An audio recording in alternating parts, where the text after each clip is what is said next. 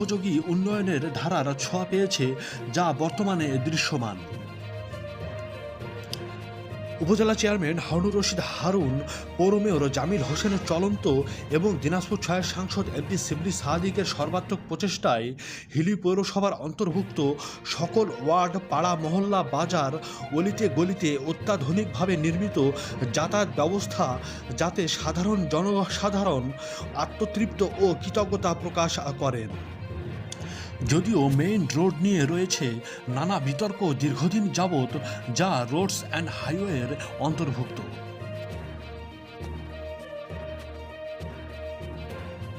অত্র পৌরসভার সকল ওয়ার্ড ও বাজার, পাড়া, মহল্লার নির্মাণ কাজ সঠিকভাবে বাস্তবায়নের লক্ষ্যে দায়িত্বে ছিলেন টুটুল সহ সকল পৌর কর্মকর্তা বৃন্দ।